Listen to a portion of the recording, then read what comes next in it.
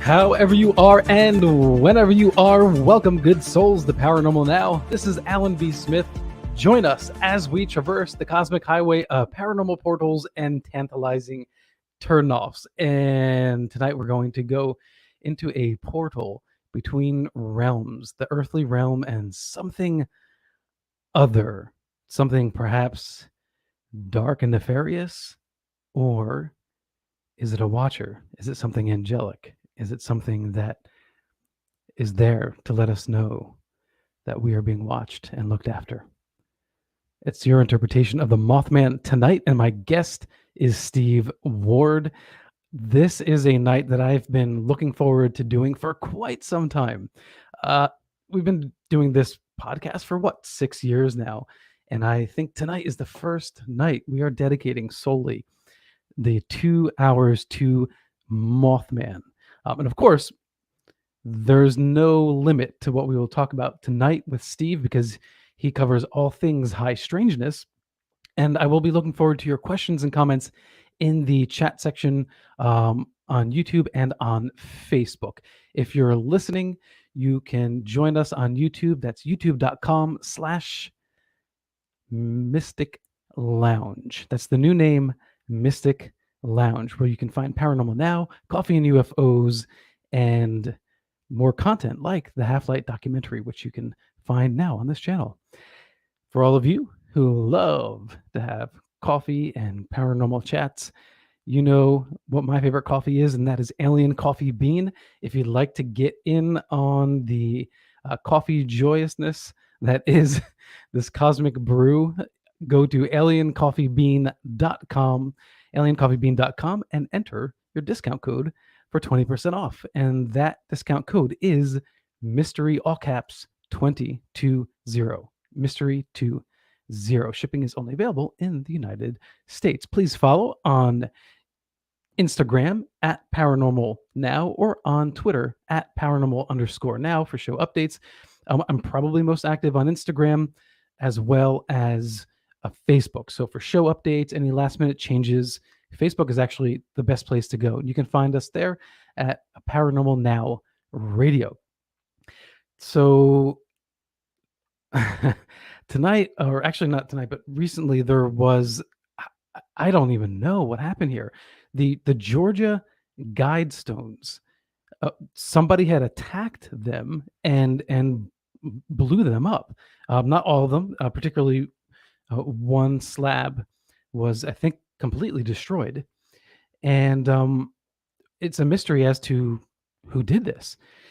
Now, as we know, if you label anything satanic or evil, you can certainly get, some very zealous individuals to react to such charges. And it turns out that recently, and I'm certainly not placing the blame, but it is interesting that Candace Taylor, she was a Republican candidate, and she called this site recently satanic, and now followed by this attack. So I don't know if those two things are connected, but it does seem a little too coincidental. I think there's a lot of fear about certain things said on the Georgia Guidestones. Particularly, there's a comment about 500,000 souls on this planet would be the ideal population, human population, to keep in balance with Earth. And I think there's two different interpretations. And I saw Court Lindell comment on this on Facebook as well, that it could be, hey, if we're going to be on this planet, this would be ideal. And then the other interpretation is people think that this is a charge to forcefully reduce the population down to 500,000. I'd like to think that it's the former and not the latter, and that it's just a kind of a manifest for how to best live as sentient creatures within nature. And maybe that applies to other planets that are out there as well. So if anybody missed that, go check that article out. Tonight, well, Bigfoot may be the most well-known cryptid, but Mothman can fly. Steve Ward has been fascinated with the unexplained for over half a century. There were two major events that inspired his interest in the unexplained. Growing up in Michigan, the March 1966 UFO flap occurred virtually in his backyard. And the following November, a winged humanoid chased two couples down a lonely country road near Point Pleasant, Virginia. The legend of Mothman was born. Steve would be chasing the Mothman the rest of his life, influenced primarily by none other than John Keel and Jacques Vallee. His views on the UFOs became unconventional and moved more toward a more paranormal explanation. I kind of feel like exposure to John Keel and Jacques Vallee will have that effect. He has his own podcast called The High Strangeness Factor on the Paranormal UK Radio Network and is a correspondent on Mack Maloney's Military X-Files, which can be found on that same network. He currently lives in Point Pleasant, West Virginia, and works at the Mothman Museum. Steve, welcome to Paranormal Now. Thanks for having me, Alan. Great to be here. Oh, I've been excited about this. I'm so glad a couple of weeks ago we were able to hook up and make this happen. And it's been a topic of mine that I've been fiercely interested because, Bigfoot, for instance, certainly lives within the realm of potentially an anthropological discovery, whereas Mothman definitely rings more in the paranormal tone. What do you think the Mothman is? Is this a physical creature, or is this something other? The Mothman, it's really a paradox. One of the things that I guess I preach is that we need to listen to the experiencers. I mean, we oftentimes we go into these things with preconceived ideas. As objective as we try to be, there are certain things that we tend to think these things are. An example for me, way back in the 1960s, when I was grew up in Michigan. In March of 1966, we had this incredible UFO flap, and actually Dr. J. Allen Hynek came down from the Air Force. He was still attached to Project Blue Book at that time. Sure. And I was convinced, thoroughly convinced, that we were dealing with ET beings from other planets. If you remember the books by Jim and Cora Lorenzen of APRO, the Aerial Phenomena Research Organization, they had books called something like Flying Saucer Occupants. The Lorenzens, Frank Edwards, and some others would deal with these incredible stories of landings, and people would see some kind of a humanoid or ufonaut in conjunction with these things. So I was pretty focused on that, but we'll get into this more later. But when I discovered John Keel, and he starts talking about window areas, and then really connects all these things together in Operation Trojan Horse, I started to doubt that was the only. It may be one answer, but it's not the only one. Well, yeah, let's back up a little bit, because a lot of people may not be familiar with Operation Trojan Horse. So tell us a little bit about the initial eyewitness account that started the entire Mothman phenomena. Well, there were a couple leading up to this, but the big one, the major one that hit all the wire services, that went all over the world, and then I read the newspaper when I was in junior high in Michigan. Now, this is November of '66. The several months following this incredible UFO flap. So that 1966 was a pretty cool year if you're a kid and you've got aliens landing in your backyard virtually. So this first major sighting was that two couples, the Scarberrys and the Mallets. They were two married couples. They were driving around in an area nicknamed the TNT area. Now, this lies 9 miles north of Point Pleasant, West Virginia. By the way, Point Pleasant lies right on the Ohio and right near where two rivers come together, the Ohio and the Kanawha. And they were just out driving around.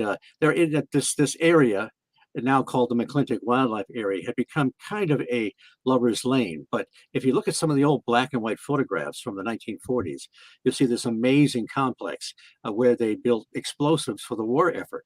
And they stored them in 100 of these concrete bunkers or igloos. Well, there wasn't too much. There are a few structures left in the 60s, including the Old North Power Plant, an old ruin. And when they drove by that, Linda Scarberry saw what she said. It's dark, of course, and she said, "What's that man doing standing in the road?" And then that man spread its wings, a 10-foot wingspan. They noticed that its eyes were glowing red. Didn't seem to be eye shine. It seemed to be self-generated. And it Mhm. kind of shuffled along for a while and looked like it went into the Old North power plant.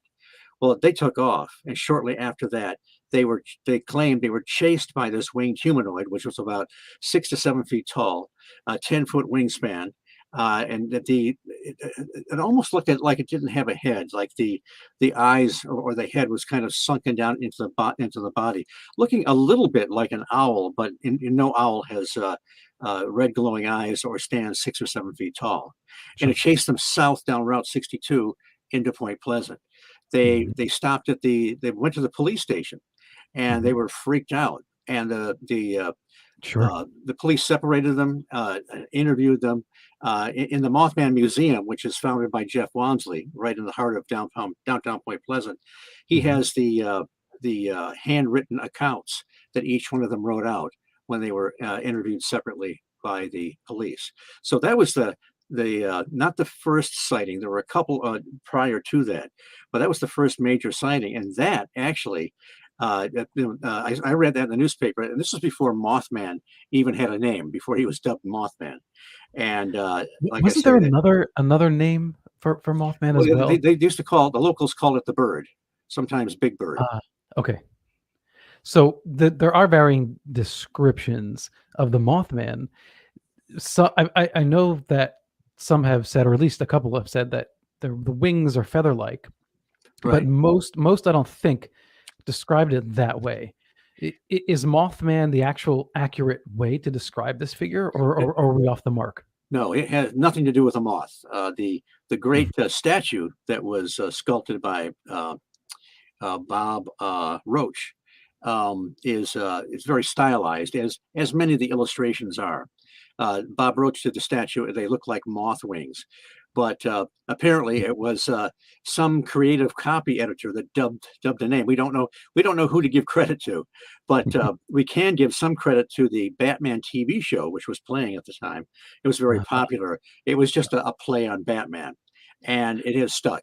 You know, John Keel, when he we can get into the Mothman prophecies later, when he mhm. had come down from New York and spent a year down there off and on. His original title was to be the Year of the Garuda, because he saw kind of a resemblance in, at least superficially, to the Hindu mythology about the Sure. giant bird, the Garuda. Mhm. However, the Garuda, if my understanding, isn't, a horror-like figure in the way that the Mothman is in its behavior, and it's the way it sort of lurks in the shadows. Um, w- is if we do see it mostly or people have witnessed it mostly in darkness and shadows, is that a misperception? I mean, is it possible that there is, an owl that's just abnormally large, and somehow it was mistaken? Probably not. The thing about the Mothman is, well, John Keel talked to a little over 100 people that year, and Mhm. they described, at least physically or visually, the same thing. The 6 or 7 feet tall, Mhm. man-like, the wings. People usually didn't see a face, but the reason I say it's a paradox is the behavior was different. It's very, if you look at some aspects and ignore others, you could say, well, maybe it was a physical creature. And if you do the reverse, you think, well, maybe it was some kind of an apparition. It seemed to have properties of both, perhaps paraphysical. But let me give you throw two wrenches into that. John Sure. Keel said, and I think he wrote this maybe in the Eighth Tower, but I heard one of his lectures. He talked to a couple people that saw it very close by. They said it sounded a little bit like there was a humming sound or something mechanical, perhaps, involved with it. Interesting. There was uh, one of the ladies toward that end of that year saw this thing in the TNT area, and she said it wasn't flying; it was walking very quickly, like a robot. But now here's this makes it even more bizarre. John Keel interviewed many of the witnesses. And then there was a Swedish researcher.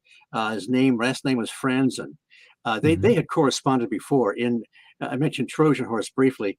There's a section in there on the ghost flyers of Sweden in the 30s, and this guy got a lot of research that he gave to John Keel. They became friends and colleagues from a distance. So when he came to the Swedish researcher came to Point Pleasant, he had a letter of introduction from John Keel, which was very cool. He went through and he interviewed many of the same witnesses and many others. And what Keel had found, and Franzen found to a large degree, is that people that saw this creature, whatever it is, they would often go home and have an outbreak of poltergeist phenomena in their house. Now, how do we reconcile that? It's if people talk about something mystical or an apparition or maybe a demon or whatever, maybe you might connect some psychic phenomena with that. But whatever the heck it was quite a paradox. But it did seem to leave. Keel found some unusual footprints by the Old North Power Plant. I forget the exact description. They're kind of skinny things. But and this would be another tangent, but he also found these large dog-like footprints around the North Power Plant that seemed to go into the ground fairly heavily, suggesting a heavy creature. Now we now all know stories about the Dog Man, the Beast of Bray Road that Linda Godfrey has researched. Nobody was talking about a creature like that. But interestingly enough, John Keel consulted with Ivan Sanderson. Ivan Sanderson was a friend and colleague. He was a British naturalist, transplanted to New Jersey, probably best known for the Abominable Snowman legend come to life, but he also wrote great books on UFOs and the unexplained. He told Keel the same thing. He said, we keep finding these large dog-like footprints in these paranormal hotspots. But of course, that's mentioned in the Mothman Prophecies, but unfortunately, we don't have any more information than that. It's kind of tantalizing. I wish they would have pursued that angle more. But it's just one of those things. When you get into these areas, these high strangeness areas, there's just all kinds of strange things seem to go on. And just one other quick thing. One of the witnesses, I talked to Linda Scarberry and another witness, Faye DeWitt. I also talked to Tom Urey. His sighting is misreported in the Mothman Prophecies. He did not see the Mothman per se. He saw a thunderbird. He saw a giant bird in his convertible, in not near the TNT area exactly, but it had a 10 to 12 foot wingspan. So and at first when I talked to him, he thought the others had seen what he saw, but kind of freaked out or maybe added, embellished the details just because it was so shocking. But when he actually talked to some of the witnesses, he decided no, they had seen different things. So it's like a three-ring circus of the paranormal. There's all kinds of bizarre stuff going on, and well, at least Mothman had a general description that held. His behavior was just bizarre. Well, when you mentioned Garunda, that actually rings true toward a relationship between that and the Thunderbird, I think more so than the Mothman. And it does make you wonder that those Thunderbird accounts, aren't a giant bird that's actually flying. Perhaps it is some other kind of paranormal cryptid, if you will. And how do you also feel about the use of the term cryptozoology? Because more conservatively, it's really just an undiscovered animal. It could be based on a myth or legend, but it's believed to be a possible discoverable physical animal. But then you have the Mothman, and we often put Mothman in that cryptid category. Does that work? I guess so. There are some people that are very very picky about using the word cryptozoology. If these things are in fact something else, they're not really physical unknown animals, then maybe we could nitpick and say maybe we do need another term.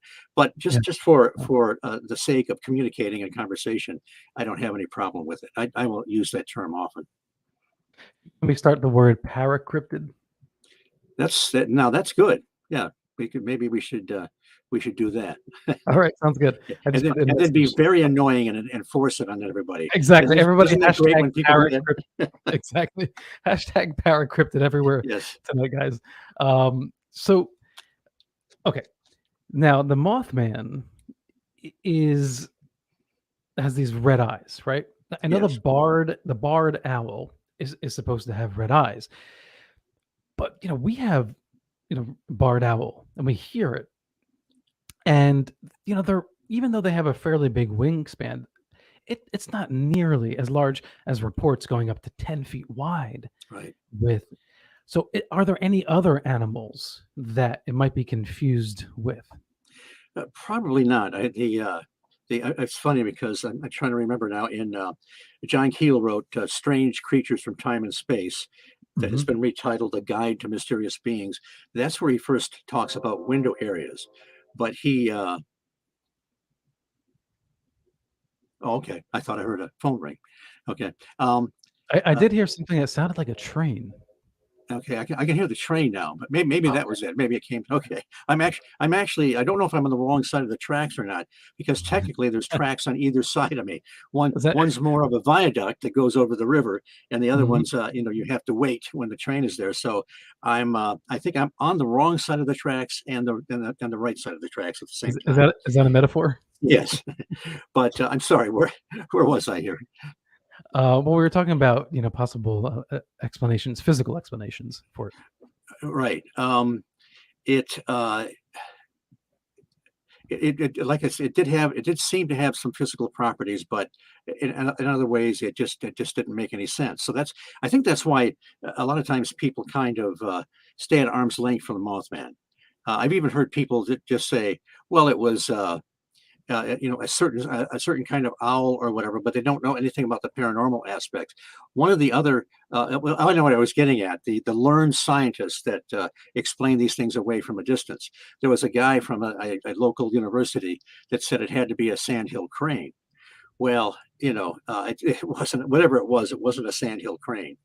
And John Keel, in that book I just mentioned, he talks about a type A scientist and type B scientist, and Hmm. it's humorous, but he's very disparaging. There's the one that's attached to a university, and the one that's more local. And he talked about one guy that when they remember the coelacanth, the fish that was had become extinct, that they thought for 65 million years, and they found it off the coast of South Africa, I think it was. Yeah, And yeah. so this guy, he quotes him. He says, "Well, that's ridiculous. The there's no this has been extinct for 65 million years, and Mhm.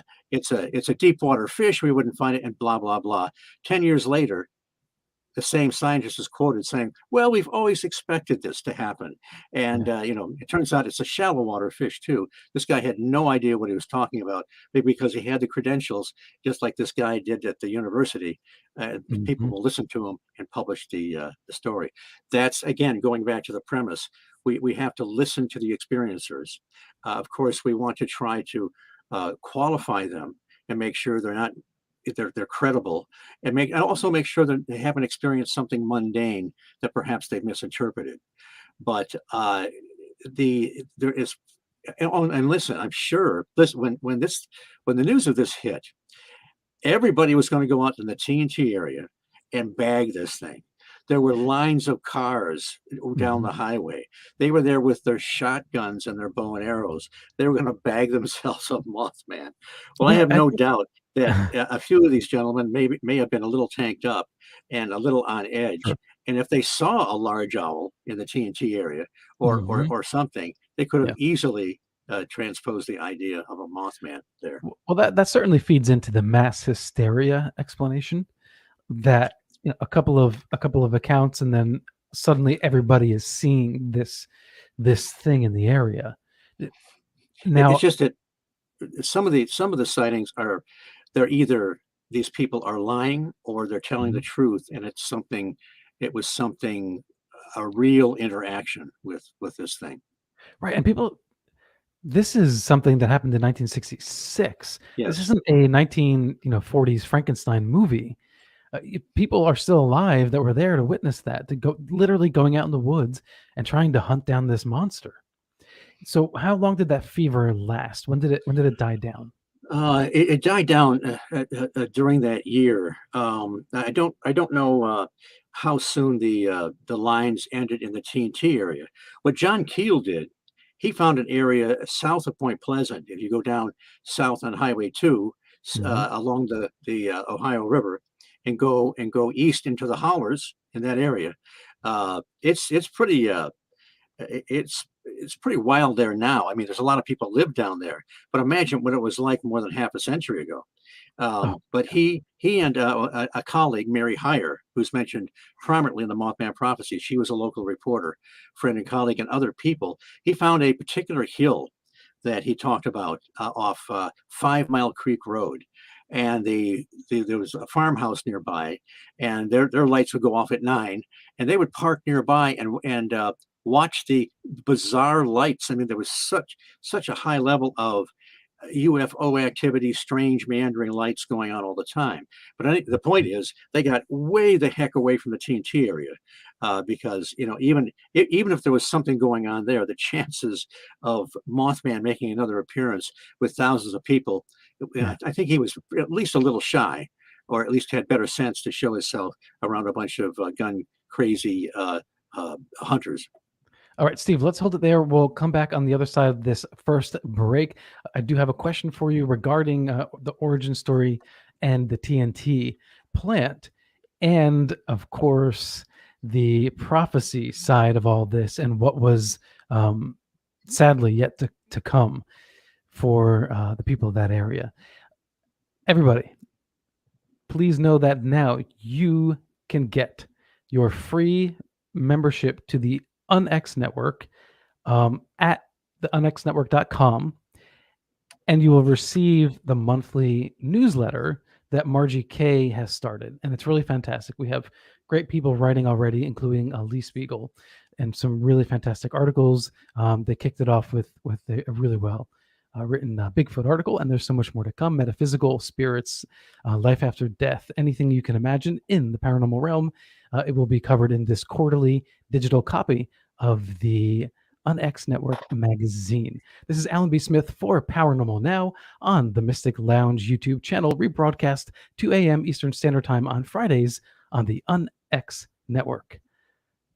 I will see you on the inverted upside down.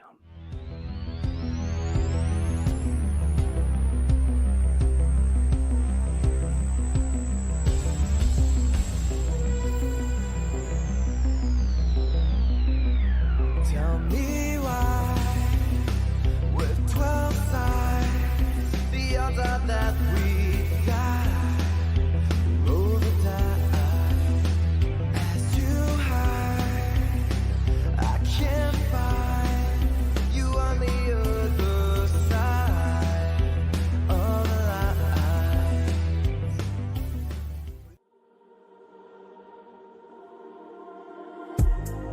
This coffee is delicious.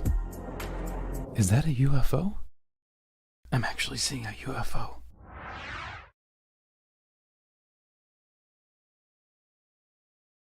This coffee is awesome.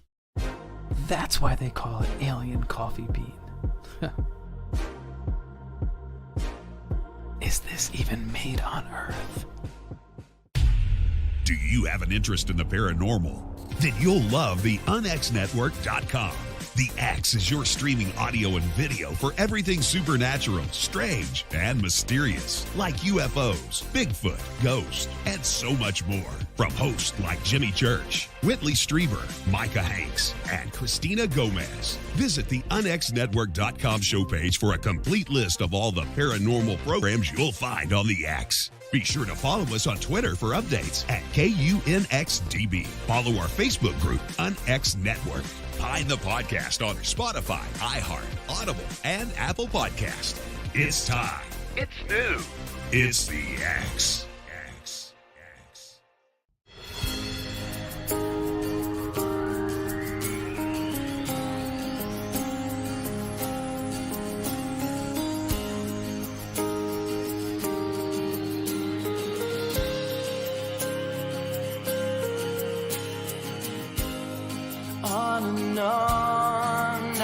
again. The signs keep on coming, they point to the end, but I hold on so tight.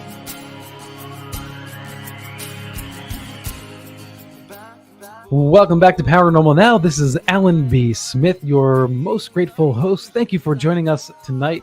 I appreciate everybody in the YouTube chat and Facebook chat sections. I look forward to all of your comments and any questions I haven't gotten to yet. I'll try to go back, get to them, or just retype them in the chat in all caps so that I don't miss it. Taking us out of the break was music by Septembrio. If you want to find out more about Septembrio's awesome lineup of paranormal inspired songs, go to Septembrio, spelled with a Y, septembrio.com.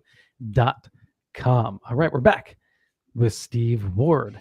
Steve, the TNT plant, is it a coincidence that there's this theory that when the Hiroshima bomb was dropped, or maybe the first atomic, was it a little boy that was dropped,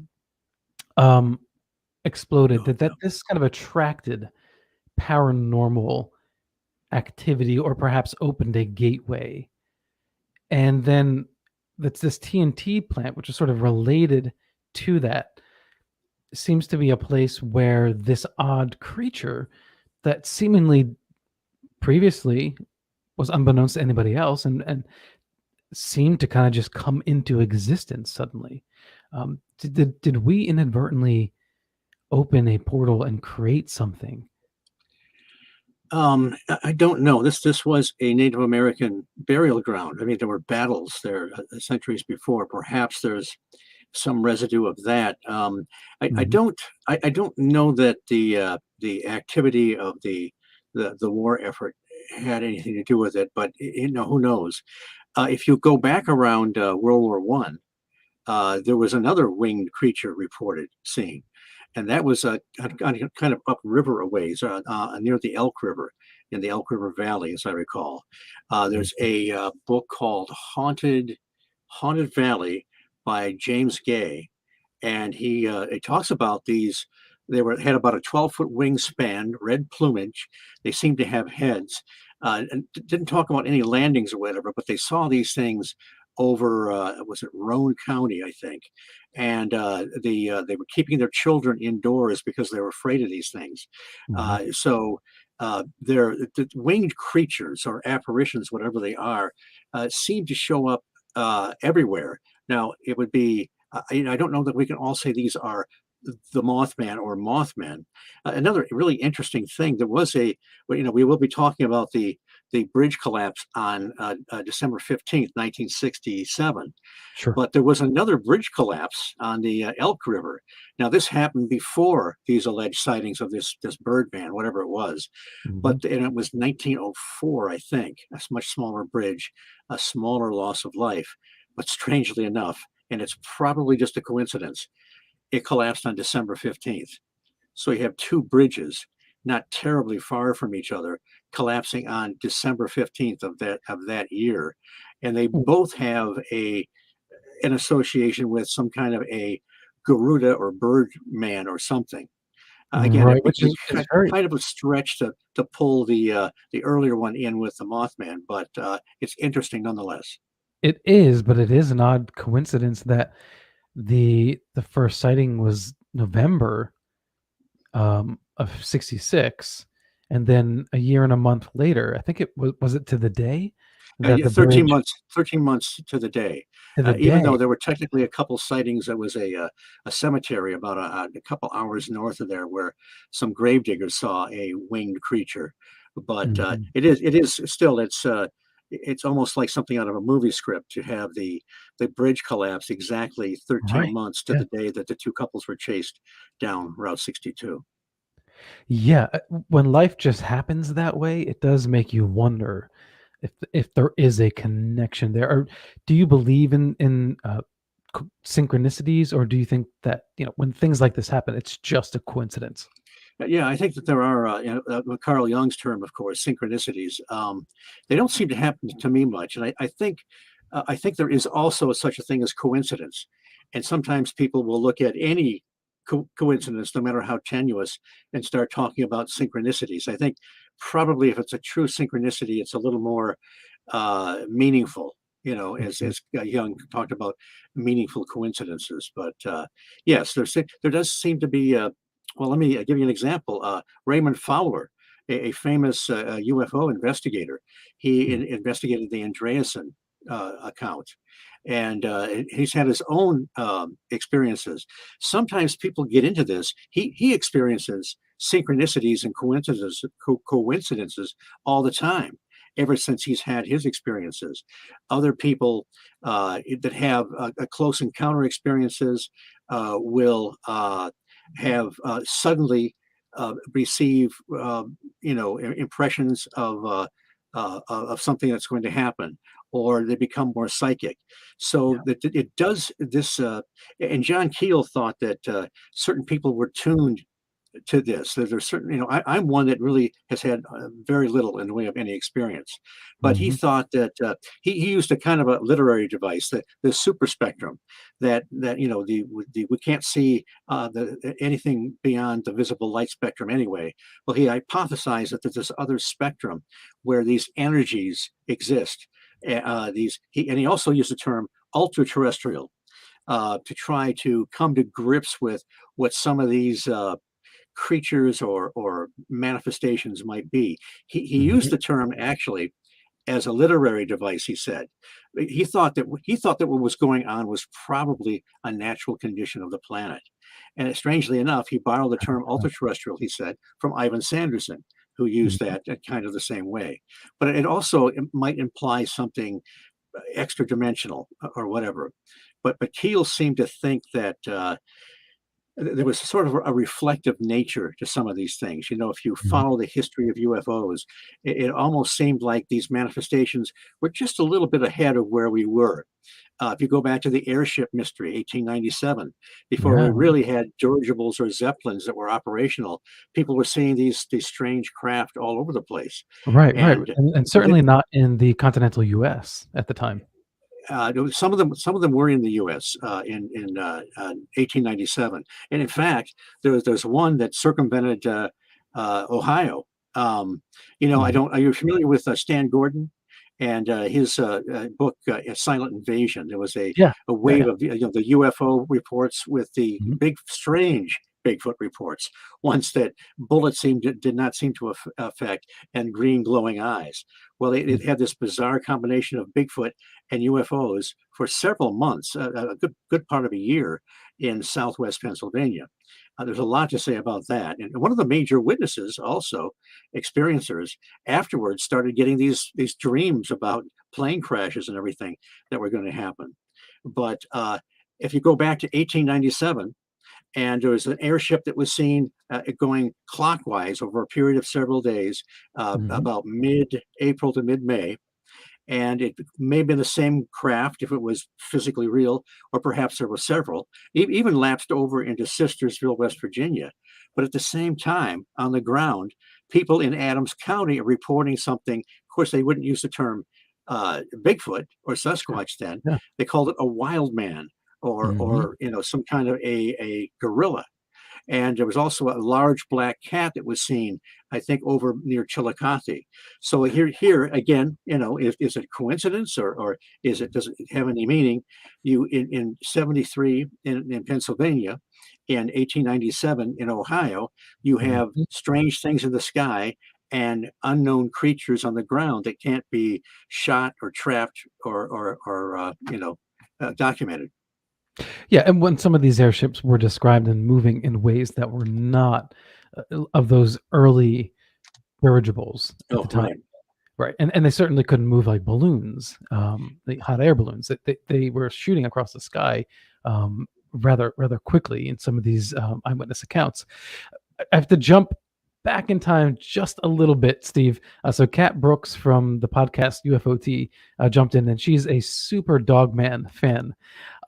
Do you think that that Dogman is in any way related to the Mothman? Because if those prints were found near where the Mothman sightings are taking place, Can we draw any sort of correlation? And also, are there pictures of any of those footprints? I don't know if Keel took any pictures or not, but he also found those footprints near a place called Cross Village near Charleston. There was a report by Tad Jones of a bizarre UFO. One morning he's driving to work and he sees this thing that's sort of like a retro UFO. It's spherical. It has legs on it with something that looks like caster wheels. It's got a propeller on the bottom that occasionally spins. I mean, it's almost out of the Phantom Menagerie. Maybe Carl Jung was right. Maybe it's just a nightmarish projection. It just didn't make any sense, even from like a retro drone of some kind. But he's found these dog-like footprints there. Again, Sanderson said he would find them occasionally. I talked to a retired professor from Wayne State University who was researching Bigfoot and UFOs in Michigan. And his lecture wasn't really for public consumption. He did it at a Michigan MUFON meeting. But he said at one point, he said, we keep finding these large dog-like footprints in these hotspots, these high strangeness areas. I thought, what? And I didn't remember where I first read that. And of course, it was in the Mothman Prophecies. I spoke at the Beast of Bray Road Conference a couple of months ago in Elkhorn. And there's a farm there owned by Lee Hampel, who produces hay on it. He's a retired guy. Has degrees in mathematics and chemistry. He taught mathematics for years.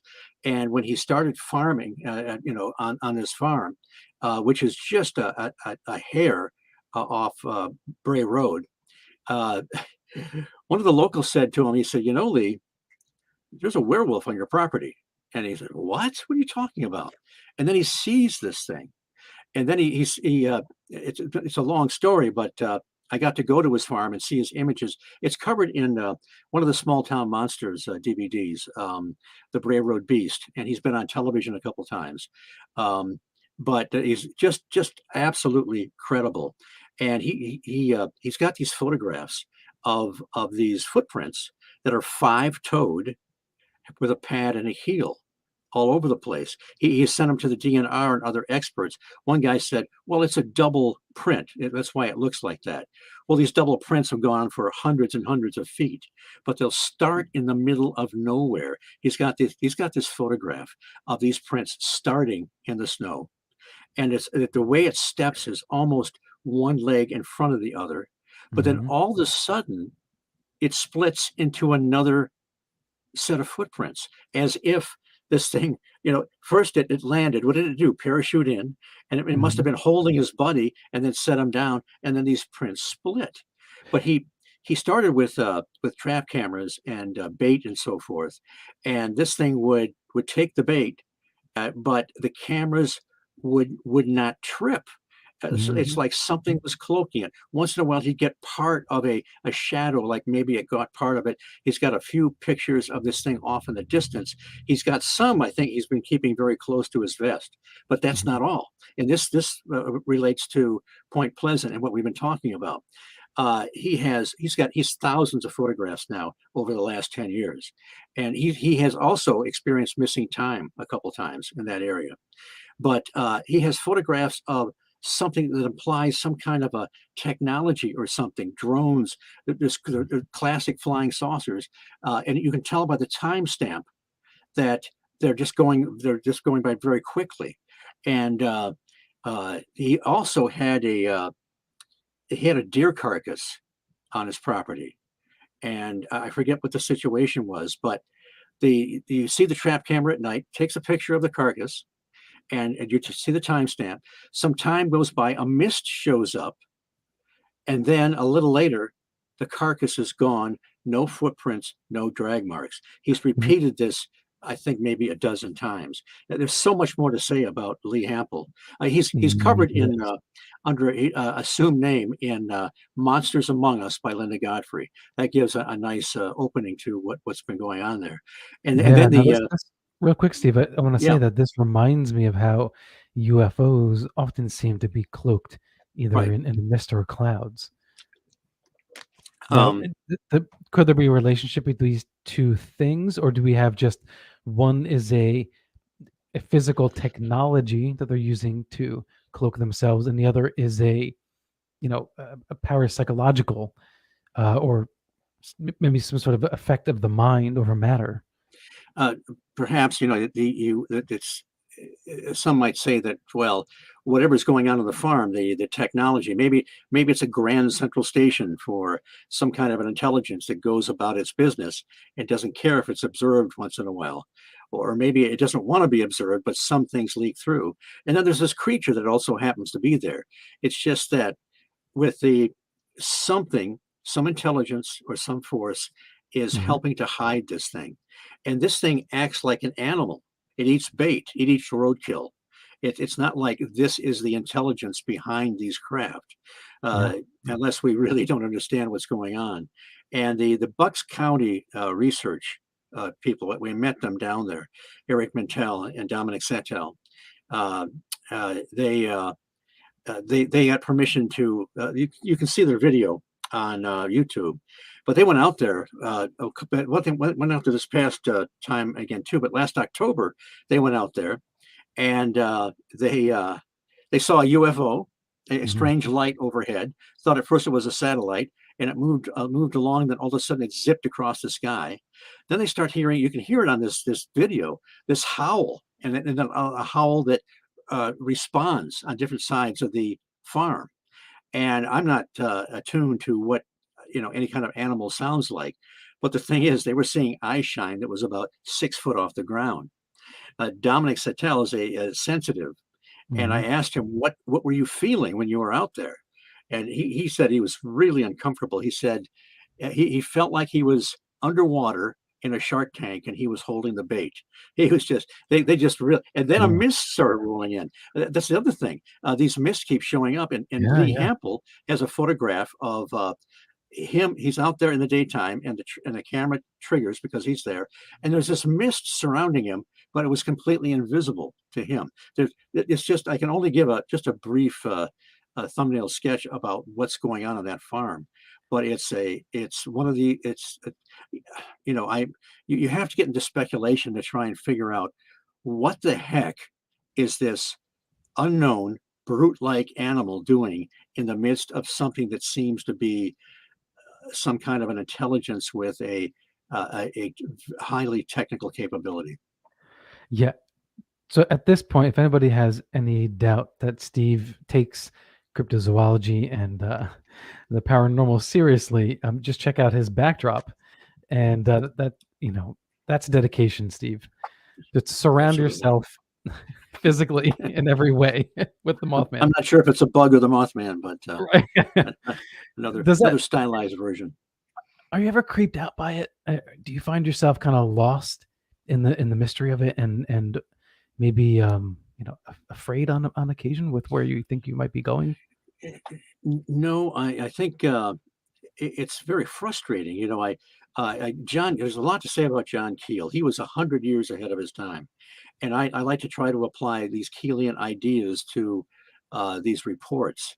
Um, and we can get some answers, but sometimes, have you ever thought you put some of the pieces together and kind of congratulated yourself, and then something Mhm. happens where no, that doesn't work. No, don't worry. Yeah. It's just very it's very elusive.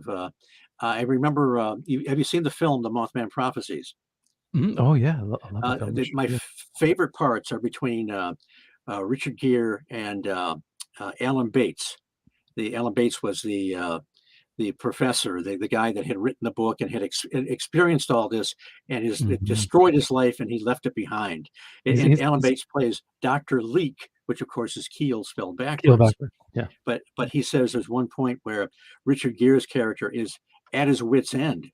He's trying to understand what's going on in Point Pleasant. They take some liberties with the book, but it's still a fine film. And he Mhm. says to Leak, "Didn't you need to know?" I mean, he's so frustrated, and Alan Bates plays it so well. He pauses, he cocks his head a little, and says, "We're not allowed to know." And I think, well, maybe, maybe we're not, but it Mhm. doesn't seem to stop us.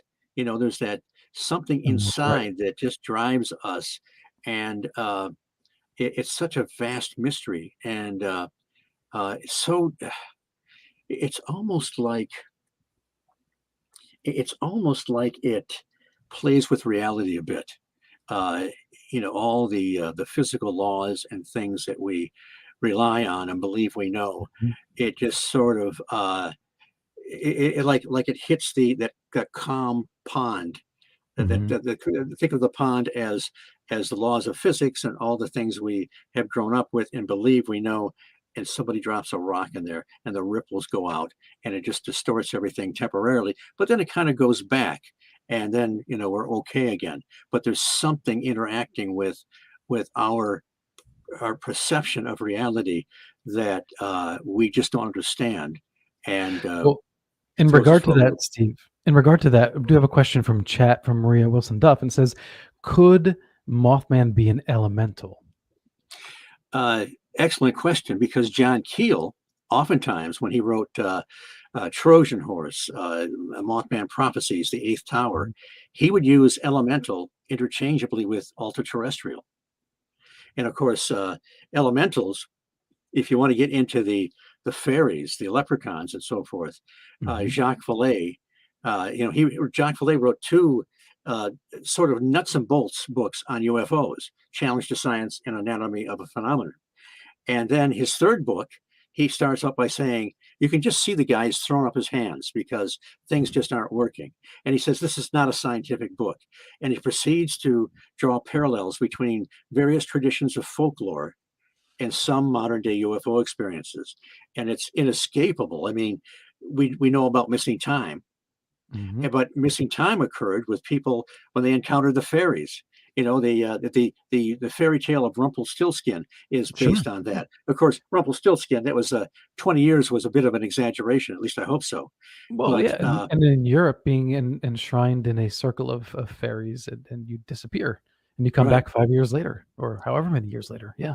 And the sometimes now, if in more modern day, we were focused on the grays, but the Mhm. grays were almost like a recent addition. Back in the old days, I love to say this. Back in the old days, we had cool UFOnauts, man. We had a great variety. We had the Mhm. Flatwoods Monster. We had the Kelly Hopkinsville Goblins. We had these little short guys with silver suits. Sometimes, tall guys with silver suits. Once in a while, you could find something that was a little bit like a gray, but then you know uh, they sort of took over. So um, did they push the other guys out, or is something else going on? When the Greys seem to appear more so to me late 70s, early 80s. With the advent of Close Encounters of the Third Kind, the film, and Mhm. Whitley Strieber's book Communion, where it had that incredible image of the gray on the front cover. But let me just say one other quick thing. Sure. When we look at uh, the fairies and some of the UFOnauts, say of the 50s, 60s, 70s, if you exchange their silver coveralls for a little green tunic and red cap, in some cases, they would look just the same. Mhm. I do know that retroactively, people have reported abductions from 50s, 60s, and so forth, because at the time, it, it, it was more acceptable to talk about seeing a UFO. And I'm not talking about the space brother phenomena, right? That, let's put that as into a separate category. But the alien abduction phenomena, there are people who later did say, "Yeah, I had this experience," but they didn't report that until decades later, when they felt that there were enough researchers out there taking it seriously, the work of Bud Hopkins and John Mack, etc. So it makes me wonder how many stories we are missing out on that we may never hear because it was just never reported. And Keel found, and this is not unknown now, that these things would run in families. In fact, Keel had these great catchphrases. One of them was, ask the contactee, he meant the experiencer, what Mhm. he or she had for breakfast.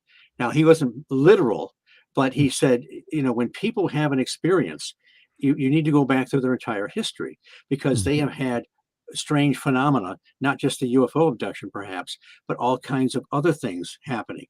I was Yeah. contacted a few years ago by a lady from New Hampshire, and she and her husband had missing time. And this is even before she made her breakthrough. She so I when I talked to her on the phone, I interviewed her on the phone. And if I was frozen in the 1960s, I would have said, well, I hope you make your breakthrough to find out what the aliens did to you. But I was a student of John Keel, so I asked her a whole series of John Keel questions that brought out all kinds of things that I never would have brought out in the 60s. And long story short, well, first they were standing on their front porch early in the morning having a cigarette. There's an airport not too far away, but they're very familiar with the lights that go over. But then they saw some really odd lights that were coming towards them. And then all of a sudden, they're not standing next to each other anymore. They're apart on the porch. It's a little bit lighter out. And she looked up and saw this giant black triangle passing over her property with the bottom of it touching the trees. And then they did something that a lot of people do. They looked at it and without any comment, turned around and went back to bed. Later on, she woke up and thought, well, that was weird. Why didn't we react to that? Yeah. And then that's when she found out she was missing about a half hour. So then I asked her a series of questions. I found out that both her sons were experiencing orb phenomena. One saw that in the house, the other one would see them outside his bedroom window. She experienced a shadow person. Rosemary Ellen Guiley, who we lost a few years ago, found that people that were having shadow people experiences often were also classic alien abductees, or at least having that kind of an experience. And they were having classic haunting phenomena in the house. And then I asked her, I said, this is going to sound weird, but I knew that a lot of people that were having these experiences had also seen some kind of cryptid in their life. And I said, have you seen anything like a Bigfoot or some animal you couldn't identify? And she said, well, no. And then she said, oh, wait a minute. My mother-in-law and sister-in-law saw something really strange near the property, and it was seen twice. And what they described was something like a Black Panther standing on two legs.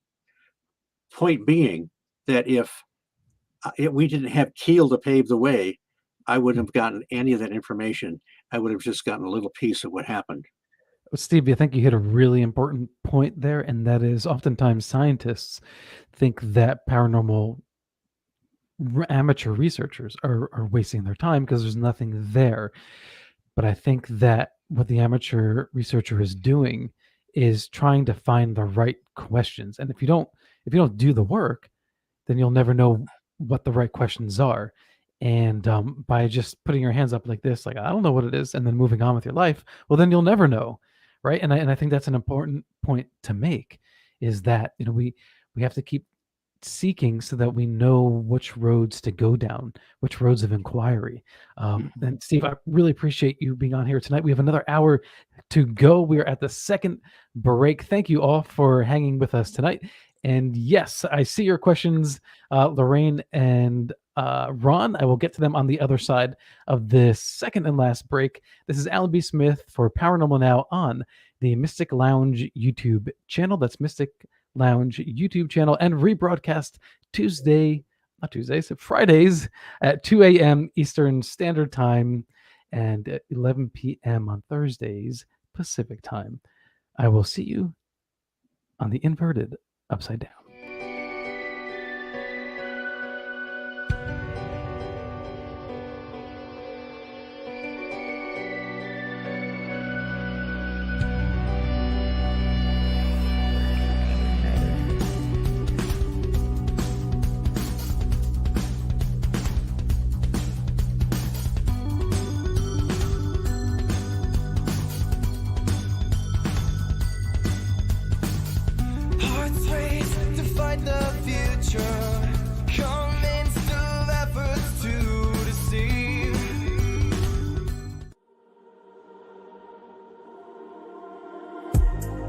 This coffee is delicious.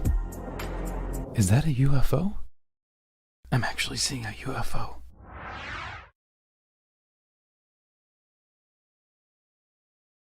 This coffee is awesome. That's why they call it alien coffee bean. Is this even made on Earth? Hey all. Paranormal Now will be syndicated on the UnX network, the new mainstream where you can find your favorite hosts and shows on the cutting edge of ufological and paranormal news and topics. Listen for Paranormal Now, rebroadcast on the X at 2 a.m. EST Fridays, 11 p.m. PST Thursdays at unxnetwork.com.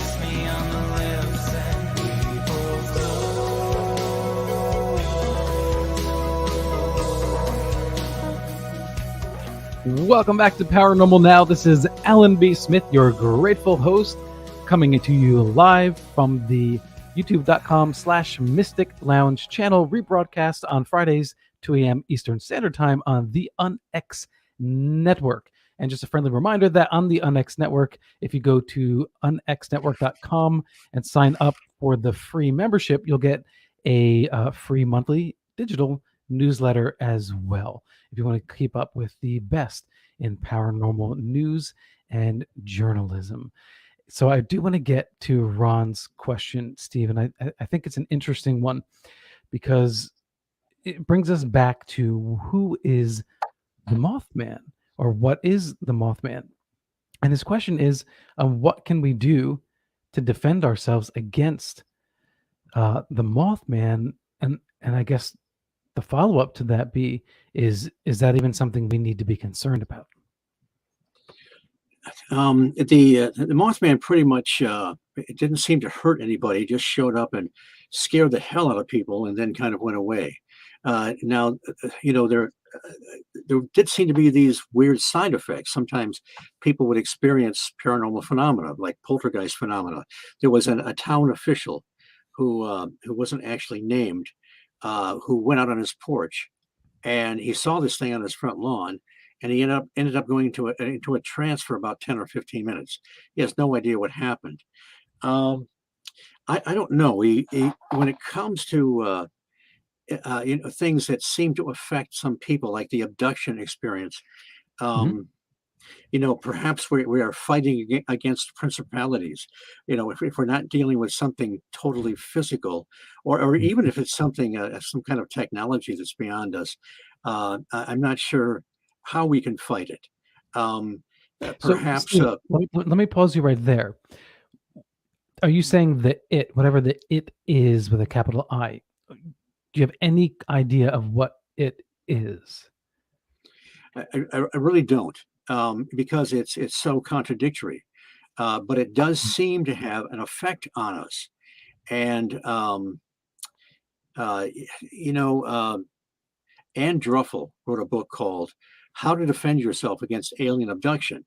And when you hear the title of the book, it almost sounds like it's a Mad Magazine satire or something, but it's not.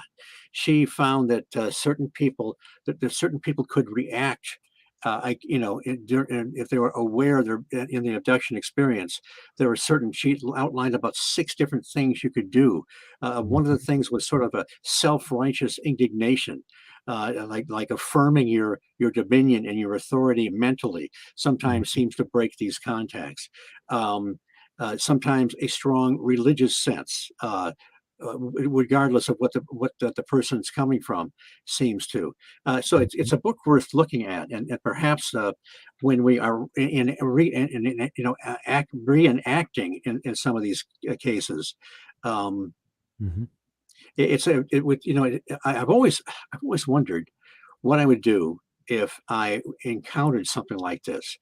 And people have these great lofty ideas of how they're going to handle it, and then they're in it, and it just all goes to hell. Sometimes I did have one kind of odd experience, and I heard, I thought, well, I didn't really focus. I didn't try and look where this was happening, where I could go back and check it out. I just kind of accepted it the same way that couple did when they saw that black triangle come over their house. If there's a matter, I don't know. It might involve meditation to be in a state where you're completely aware. I mean, how many people John Keel, he was out in one of those hollers in 1966, and he Mhm. saw this close encounter with a UFO, all lit up, coming right toward his car. And for some Mhm. reason, he became incredibly fearful. And this is the guy that's wandering around the TNT area and graveyards and so forth. It was kind of like an unreasoning fear. There was a movie camera right next to him on the seat, and it didn't even dawn on him to pick it up. Steve, Um, recently I saw a bear walk right by the home, and it was at night and in the shadows with a little bit of light, and I was so fixated on it. I right. didn't want to move because I knew I had this limited moment to see it. And by the time it came into my head to go grab the camera, it was already in the woods. And that's a very normal example. I talked to a Mhm. one of the guys who was one of the witnesses on an episode of Finding Bigfoot. He said he was just like you. He was in his car. He had his camera there, and he's on this parked on this little dirt road in the middle of nowhere, and he sees this bear just walk out in front of him across the road. Doesn't even dawn on him to pick up his camera and take a picture until afterwards. Mhm. So Yeah. imagine there's another a dimension there with some of these things that do seem to affect us somehow. I don't know what it is. It sends out some kind of vibe or whatever, where Yeah, yeah, there's that yeah. reality distortion. Another quick thing, Keel thought that some of these things might be transmogrifications, one of my favorite words, of energy. He thought that perhaps the meandering lights were the actual objectively true thing about this, but then people would see them being programmed in some way, respond, where one person would see a hairy biped, somebody else would see a giant UFO. But he Mhm. also thought that in some of these instances, people might actually be going into a trance state and believing they're having this experience and then Mhm. coming out of it, similar to Anne Jeffreys, 1600s. She Yeah. would have these encounters with the fairies that she would describe in great detail, but went into a trance state and never left her bed. There may be some kind of a parallel there in some cases. Um, so you believe her story that she did see fairies? It was very prevalent in that time period. And a Mhm. lot of people, well, yes, probably.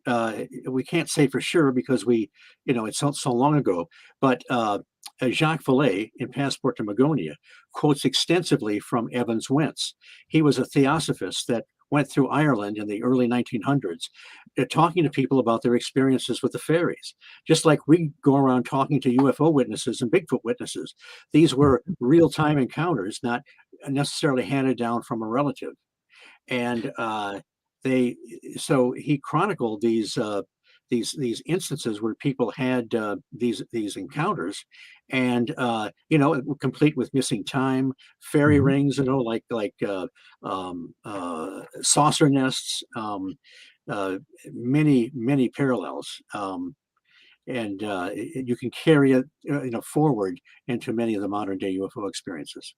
Steve, let me ask you this. So you mentioned this earlier that people would maybe see something in the sky and then later think to themselves, "Well, why didn't I react like that was something abnormal? I just went about my day, went to sleep, whatever." And they later discover that perhaps they hadn't been abducted or had an experience. So then does that mean that those of us who have seen something and reacted normally, like, what in the heck am I looking at? And then eventually go, "Where's my camera?" And then go about the rest of your day saying, "Oh my gosh, this is what I saw. I can't believe it," and talk about it and share about it and think about it. Does that mean they weren't abducted? Right. Of course, sometimes That's a the that's a abdu- question. Do you think so, or oh, do you you think that they were actually abducted and didn't know it? You mean, or or were not? Is that evidence of not having an abduction? not necessarily. It seems like these experiences can be very masked, very buried in one's consciousness.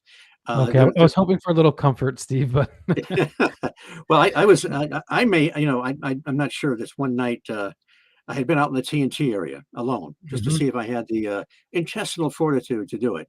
The locals go out there all the time, and it's not a big deal, but it's a creepy Yeah. area in the daytime, super creepy at night, and it has this great mystique about it. Mhm. And I was driving back down Route 62. I experienced a couple flashes of light like a strobe. I didn't focus on where it was on the road to come back later to check it out. I got down, I crossed the bridge. I was staying at a motel over on the Ohio side. And I walked in, I opened up the door. The TV set turned on by itself and then started flipping through channels. Hmm. And I just have never. I'm the guy that the stuff doesn't happen. And I was thinking about that when it was happening. Like, no, this happens to other people, and they tell me about it. This doesn't happen to me. And I consciously looked at the clock to see if I had any missing time. And at the time, I didn't think I did. Now, looking back, I'm not sure. You see, I didn't. I should have written everything down, like in a journal. What just happened? I didn't do that, so it's kind of fuzzy. But I take some comfort into some of the best researchers that have encountered something bizarre Yeah, did the yeah, same thing. There's this detachment. So that other question about how do we protect ourselves if we need protecting, these there seems to be some kind of a manipulation. Is it natural? Is it just part of a natural condition of the planet, or is there really some intelligence that we don't understand that's messing with us? I would like to be able to be in control, were I to have another experience or sure, in the future. sure. Well, I mean, that's life in general. It's existence. We're not always in control of everything. It's how we handle and react and comport ourselves. That's what we can do. And so that's when it becomes freakish and scary, when you feel like someone else is taking control of your own mind and body. Earlier, you mentioned in the very beginning that the Mothman, as reported, as kind of like shuffling or scuffling. Right.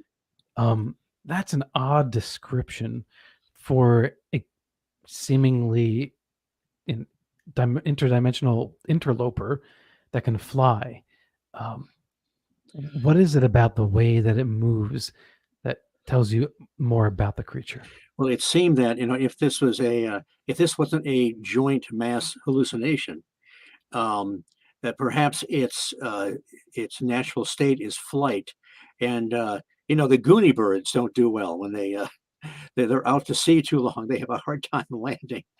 Uh, perhaps perhaps its natural state is as a flying creature, and Hmm. it's the shuffling. Although it was interesting that Mrs. Thomas saw this thing moving very quickly.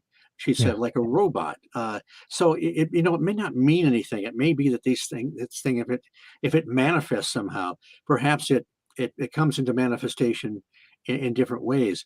It is interesting though, because a lot of people want to say, well, the Mothman was seen here and there. Well, Yeah. the Mothman, the description of it was fairly unique, but there was one other time, one other winged creature that was very similar, almost exactly 3 years to the day earlier. 3 years minus one day, I think, in Kent, England. A group of students are coming back from a dance, and they see Mhm. this light, meandering light, and it lands behind a grove of trees. Then at some point, the light manifests again, and then I don't know if it morphed into this Mothman-like creature, but it looked just like the Mothman. It had the same wings the same way. It was kind of shuffling. Um, One of the few times where the physical description was very similar. It did not have the red glowing eyes, but it was interesting that you have at least one report that's very similar to the other one.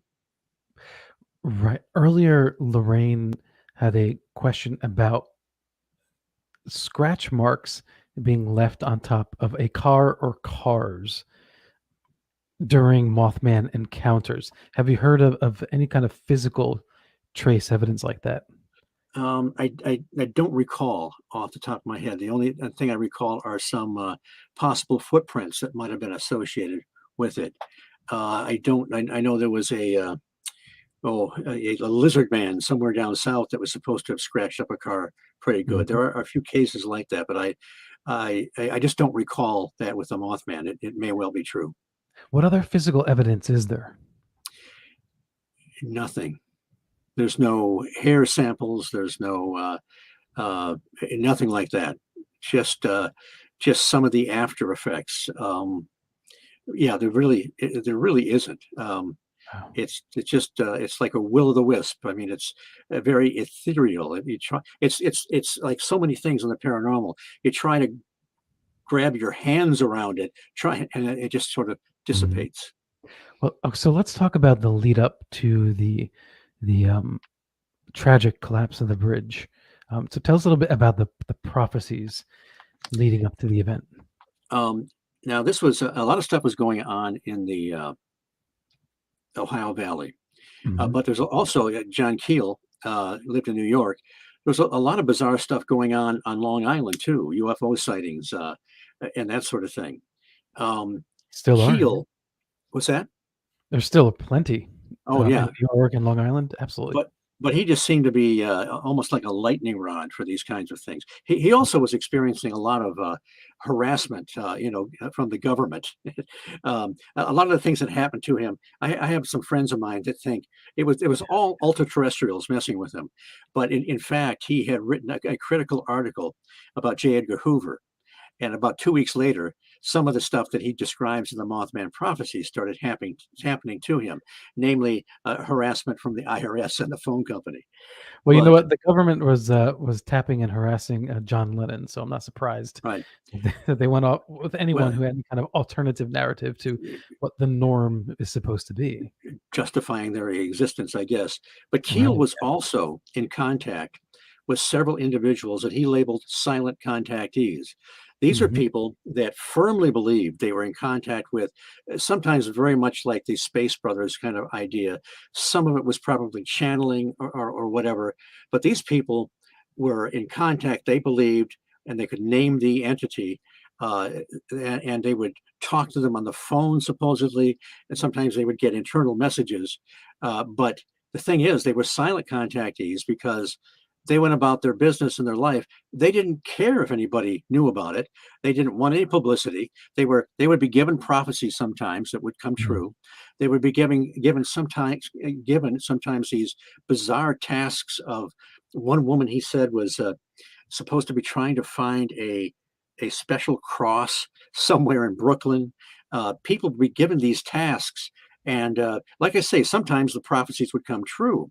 And then at other times, um, at some point, they'd be buying the thing hook, line, and sinker. Then the big prophecy would come. The UFOs are going to land on the hill. Get your buddies together because we're gonna pick you up, and nothing happens. And then there's no more contact. It's very Yeah. interesting, that pattern. Um, uh, Is the Mothman a MacGuffin of some sort? um, I don't think so. I think that there is some reality to it. There is something, people saw something and interacted something to it. Okay. There's something there, but how it actually relates to everything isn't really clear.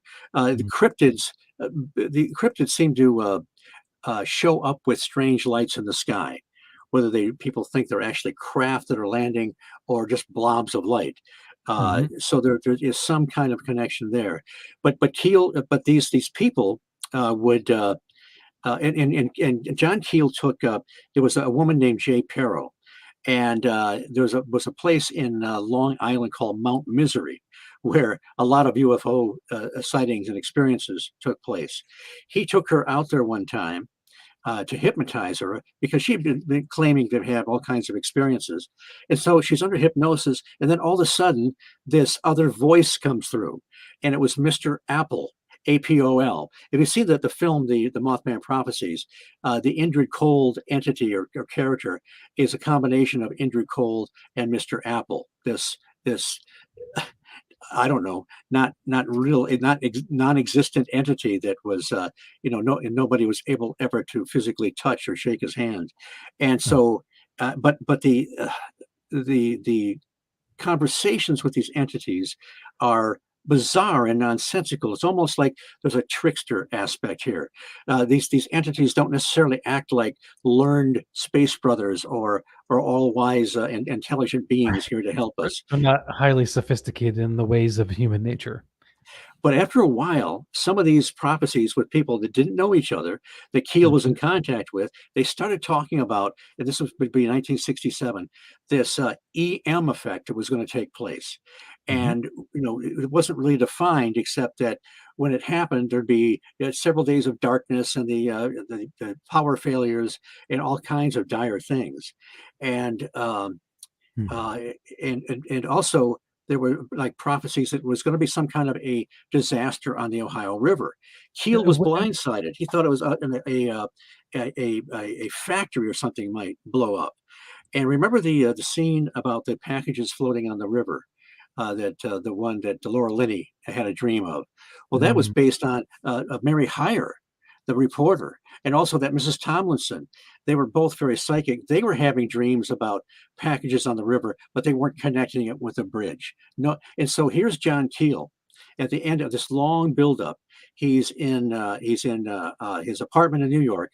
It's December 15th.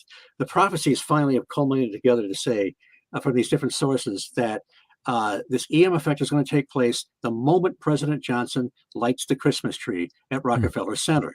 So Keel said by this time he's a raving paranoiac. He's buying it hook, line, and sinker. He's got bottles of water in there, and he's ready to hunker down in his apartment with all the power gone. And then the Christmas tree is lit. Nothing happens. Shortly after that, the news broadcast comes over the TV and says a bridge has collapsed between Point Pleasant and Ohio, and Keel was furious. It's like here the prophecies, it wasn't a harbinger. Maybe it was, but what were the prophecies, Steve? I mean, what specifically that this EM effect was going to take place, and that was it. That was it was in the form of this voice. Well, it was that these people would they would tell John Keel about their experience, and sometimes they would call Keel on the phone, and then they would say he or whoever wants to talk to you.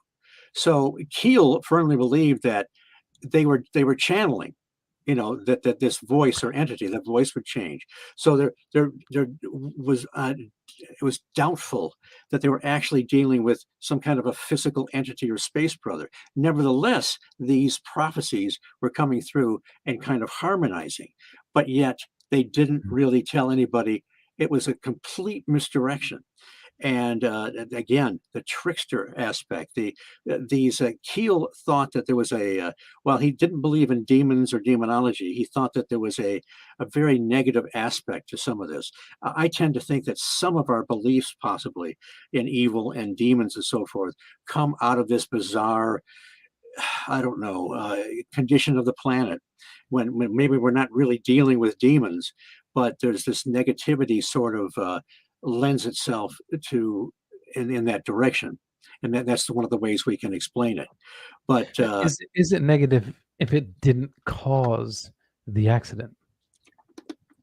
No, it didn't cause the accident, but it was worthless, because the messages could have said the bridge is going to collapse, and perhaps they could have warned somebody, but as it was, it was misdirection.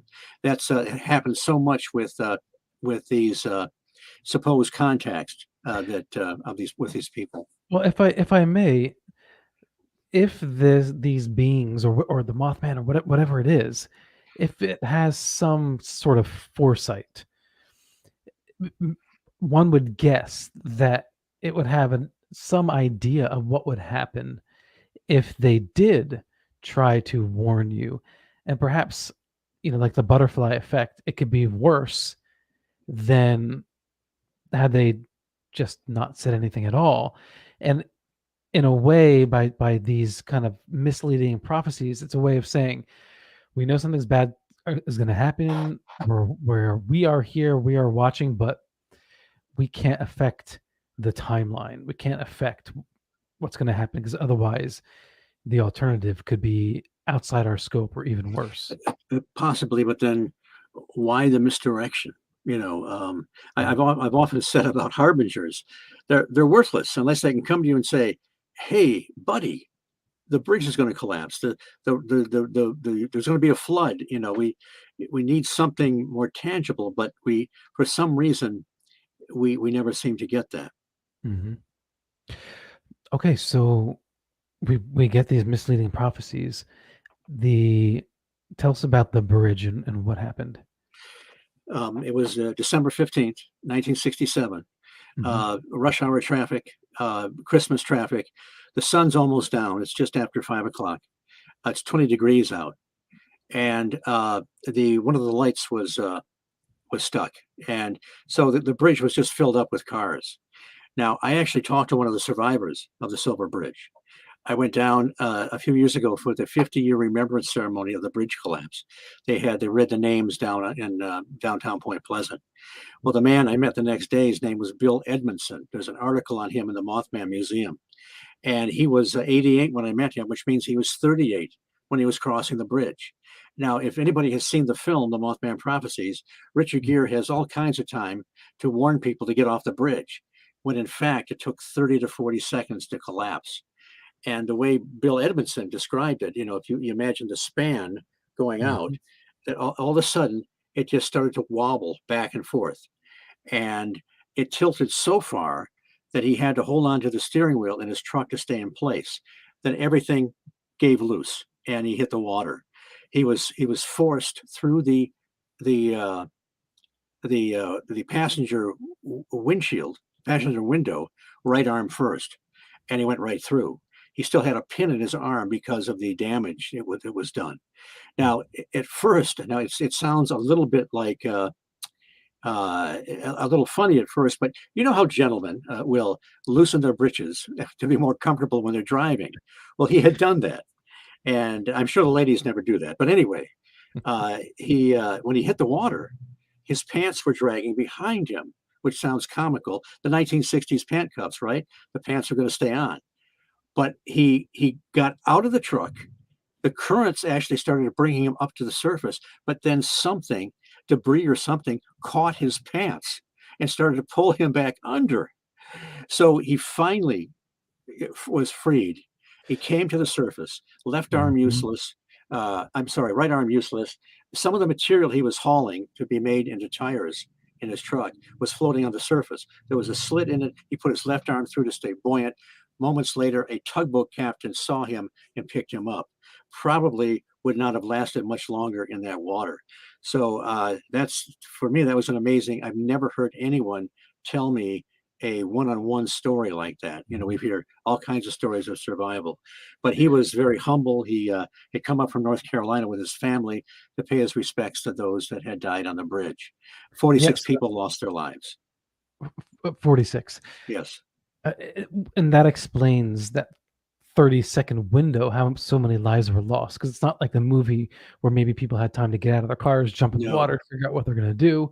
It was too fast. By the time they wrap their head, and we were talking about this before, sometimes by the time you wrap your head around what's actually happening, it's too late to make the best decision. Yeah, I can't even imagine it being in any kind of vehicle and the bridge Yeah, swaying that much. And it was the 13th eye bar that was defective and gave way. And just the one. bridge that was made in 1928 wasn't really meant for the traffic of the 1960s. Yeah, it was just a fracture, right, in the bar. Yeah. Yeah, and then that was it. And then what happened afterwards? Did It did they did they the shut did the down. Mothman continue on? It didn't seem like it. If it may have, but everybody's attention was on the bridge and the survivors and the family members that were mourning. So UFOs, nobody cared anymore, and that was really weird. Right after that, Mary Hyre was in her office, and some of these strange characters came in. I guess you could put under the general heading of Men in Black, starting Mm. asking her all kinds of questions about John Keel and what would you do if somebody told you to stop writing about these things? She said, "I tell them to go to hell," and she wondered what are these guys doing, Yeah, talking yeah. about UFOs. The look outside. She was right on 6th Street, which where this happened. Where the bridge used to span over to Ohio from there. I actually, where I live, I can walk out my door and not too far away, I can walk down to 6th Street, see the Mhm. bridge memorial, look at the 46 names on the sidewalk, and look in the distance on the flood wall. There's this beautiful mural of the way the bridge used to look when it went over to Ohio. Now the Are Silver Bridge, the Memorial Silver Bridge, is a little further downriver. are the survivors and the family members of survivors um, resentful in any way that what people think of in Point Pleasant is Mothman and not the tragedy of the Silver Bridge? Not that I'm aware of. One of the co-founders of the Mothman Festival, Carolyn Mhm. Harris, and she died a few years ago, an absolute pillar of the community. She lost her little boy. Her little boy and her ex-husband died on the bridge that night. But nevertheless, she co-founded this festival that she knew would revitalize the town. She was able, the some people think the Mothman was a harbinger or caused this thing. I don't really, but the point is that the Mothman sightings and the UFOs happened in space and time, so it's always associated with the bridge collapse, even though there may not be any cause and effect there.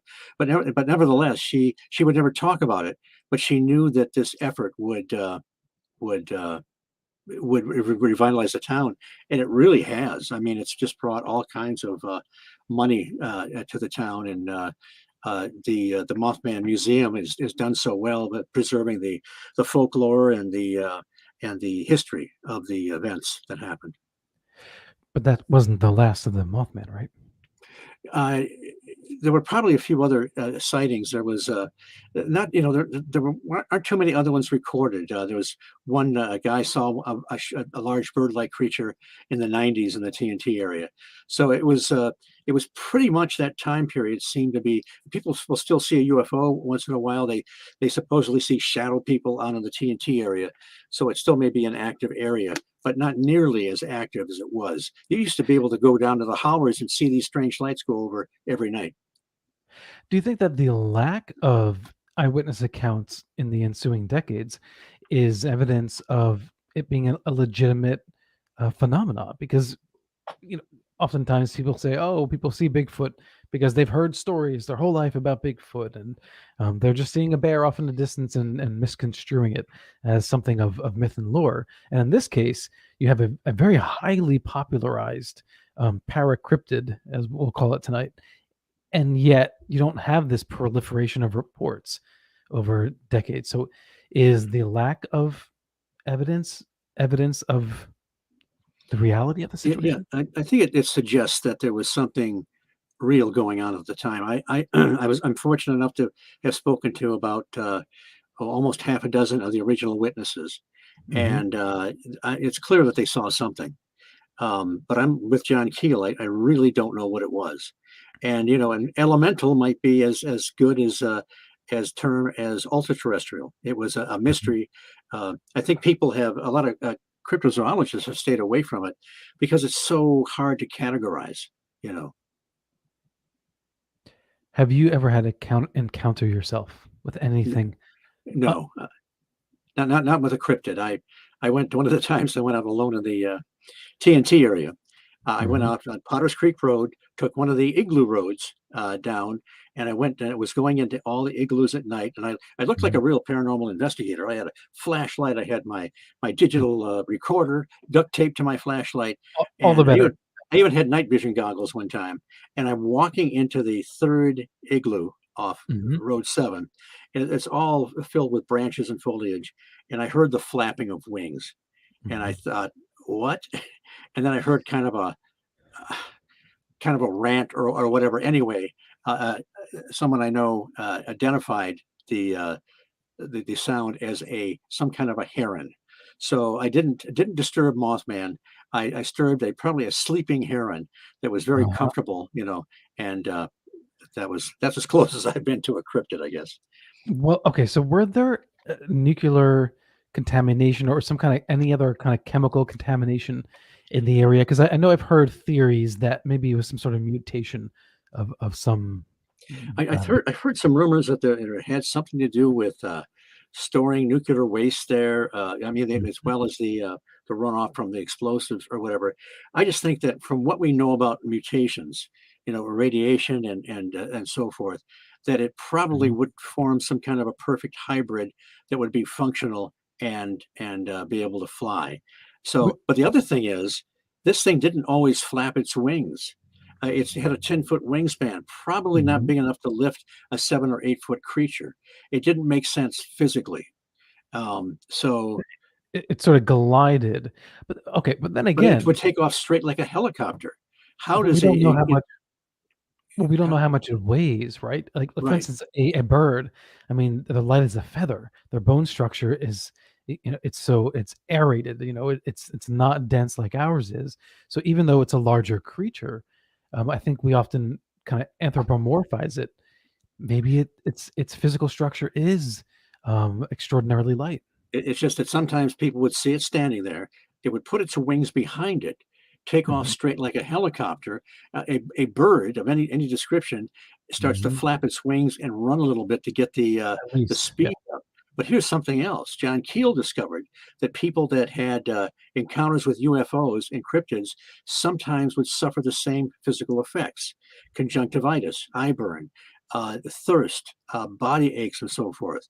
One of the early witnesses, Connie Carpenter, was driving by the Mason County golf course. She sees this thing, figure sort of like a man with wings, standing there, Hmm. piercing red eyes. It takes off straight like a helicopter.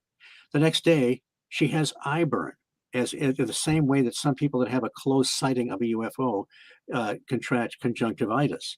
So it's interesting that, if that's the case, if some people contract the same ailments, perhaps there's a common origin to some of these manifestations, and they're not as separate as we think they are. All right, and if you're just tuning in on the UnX Network, this is Steve Ward with us tonight, paranormal researcher and Mothman expert, coming to us from Virginia. So what's the Actually, temperature like? actually, West Virginia. West Virginia. My Yeah, apologies. Yeah, big difference. It's kind of, although West in New by God, Jersey, Virginia. yeah, you actually have a delineating line in New Jersey. We actually take it quite seriously, and we don't have a border between us, north and south. Very Ah, very different lands. okay. All right. And if you are a fan of this program, please follow us on at Paranormal Now on Instagram, on Twitter at Paranormal_Now, and on Facebook at Paranormal Now Radio. So, Richard, if you could come Steve, if you can come into close contact with an entity, what would it be? Boy, I guess I guess I would welcome any real experience, but as we touched on before, my goal would be in the to be in the present moment, to be aware. And even if I don't have a camera or something available, or my phone is dead or something like that, I Mhm. would want to be in complete focus and be completely aware of what's going on, so that I can recount the experience uh, afterwards. So I don't know. At least I say that. I could be one of those guys that run screaming into the next county if I actually experience something, but I hope not. So, how do we look for the Mothman now? What approaches should people be taking, or is there nothing we can do to I, I, find out more? I don't think there's anything we can do. I think that if people actually were to go out there with a net to try and hunt the Mothman or set up trap cameras, you're Hmm. not going to find anything. Um, whatever that was is mostly past. Um, these things, UFOs and cryptids, don't really care about our timetable. Um, it's very interesting. There's a researcher named Ahmad Jamaluddin that wrote a book called something about 60 years of suppressed evidence, and it's about humanoid reports. And I don't know if you're familiar with Albert Rosales. He's written a whole series of books called Humanoids, The Others Amongst Us. He's got an incredible database. Well, these books cover certain years, all the way back to 1 AD, with the entities all the way up to the 2015. Hmm. And so what John Maludin did is take that database and with humanoid reports, and he crunched the data, and he found that there are certain times of the day that are better to experience the humanoids. And that is 10 p.m. to 2 a.m. The worst time is noon. Um, and there's all kinds of patterns which show, John Keel found the Wednesday phenomena, where UFOs seem to peak on Wednesdays, which doesn't seem to make any Right. sense because people are out more on weekends. The other thing John Maludin found was that they that the 10 p.m. to 2 a.m. time slot stays the same in every time zone, suggesting that these experiences, the point of manifestation or entry, is fixed on the Earth while the Earth turns. He also discovered something he calls humanoid migrations. There's Mhm. about six of them, maybe seven, since the 40s, and that's where there'll be a series of humanoid reports landing in humanoids. They would start in Central America somewhere, and then they would move up to North America somewhere, and then over to perhaps Europe, maybe British Isles, maybe other parts of Europe, and then Malaysia or Asia, and then it will repeat all over again in 8 to 10 year cycles. And I haven't been able to. I know some people that are checking that data, but Mhm. if that's the case, one thing is that uh, we know people aren't hallucinating, because people aren't going to hallucinate at certain times of the day, or and there's something real there. But then Mhm. it's almost like if that's the case, this is bizarre. And it doesn't matter what kind of humanoid either. This incredible variety of Yeah. UFOnauts Yeah. that we've been seeing over the years. So that kind of research is really fascinating, and I'm not sure what it tells us, but it tells us, I guess, that maybe there isn't a randomness as one might think. Yeah. Aaron Tyson, I think you kind of answered his question. Does it show yearly patterns? Are we in an increase of activity? I don't, not that I'm aware of. That one thing, people used to say, yeah, we haven't heard anything about UFOs lately. What happened? Did they all go back to Mars? Mhm. Well, there used to be No, a they're still great here. there used to be a great resource called the UFO News Clipping Service, and Mhm. every month, you for $5 you would get this incredible. The organization that did it would gather clippings from all over the world. They'd have a UFO section, a foreign section, and a foreign section, and there was stuff going on all the time. It's just that the local newspapers would report it, but it wouldn't, very seldom did it hit the mainstream media. We had Stevensville, we had O'Hare, we had the Mhm. Phoenix Lights. So every once in a while, the media would focus on something. But in the meantime, stuff is happening on the local level all the time. It never stops. It is part of the Mhm. human condition. Yeah, just pick up Cheryl and Linda Costa's UFO sightings desks reference Yes. book, and you'll see all over year after year there are ticks and ups and downs of sightings, but it's consistent across the board. And there are something I found really interesting is that there seemed to be a consistency in reported objects shapes, like cigar shapes, triangles, and saucer shape. You have the typical UFO shape over going back into antiquity. And I find that really fascinating. Do you think that there's a correlation between the shape of the ship and the type of experience and or uh, alien behind that experience? I don't think so. I could be wrong, but the one thing though is that while we get these general categories and general shapes and general types of humanoids, when Mhm. we get down into the detail, almost none of them are the same. I've seen these. You're familiar with the Skinwalker Ranch, of course. Of course, yeah. Well, in there was a book written called the Utah UFO Display in that about that area, and before anybody started talking about the Skinwalker, and there's Mhm. a 2-page spread of what they've been seeing out there, and it's just the variety is amazing. General shapes, but when you get down into the specifics, nothing is the same. Yeah. That's one of the things that Keel suggested to Keel, that perhaps in some cases we're not actually dealing with a physical nuts and bolts phenomena, perhaps Mhm. something more paraphysical. And when he talked about window areas, he was trying to come to grips with, why do these things show up like a Bigfoot, scare the hell out of people, leave footprints, maybe some hair samples, and then Mhm. they're gone. Um, uh, Well, I think what's the point is part of the fun, but I kind of get the sense that that'll be the last question answered, yeah, and And in regard to the scientific endeavor, and you mentioned the Skinwalker Ranch, what do you think about Travis Taylor? I mean, this man has, I don't know, like 5 or 6 degrees, Right. masters and doctorates in physics, and I mean, he is a brilliant man, and on the surface, when you see him on television, he speaks like just a regular dude, right? Right. But no, he's extraordinarily intelligent, and here he is on a television show chasing UFOs, and at the same time, we've recently found out, thanks to George Knapp, I think was the one that kind of released this information, was that he was an advisor on the UAP task force Right. Right. when they were putting together last year's assessment. So, what do you think about him and his like having his one foot in both worlds?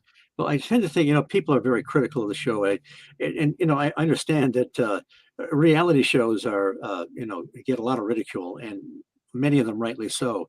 I tend to think that they're not fabricating things there. I don't think a man of that caliber, I mean, he certainly, unless he's just a glory hog, he wouldn't. Why would he be there? I mean, he's got the status and the Mhm. and the money and so forth that without the potential ridicule. I guess I'm always been more fascinated by the book, The Hunt for the Skinwalker, by George Knapp and Colin Kelleher. I remember the days on Coast to Coast AM when these guys would come on Art Bell's show and give us these tantalizing stories about some Yeah, of the stuff that were happening on the ranch when Robert Bigelow had his NIDS team, the National Institute for Discovery Science, there, and that's just bizarre. I mean, all the things that happened there. So but those things seem to still be happening to some yes, degree. And it's interesting because, as you were mentioning before, I there's this elusiveness about these encounters, and while Skinwalker Ranch is edited, and lately, the past season, they've really been putting in a lot of filler in these episodes and, repeating the same thing over and over again.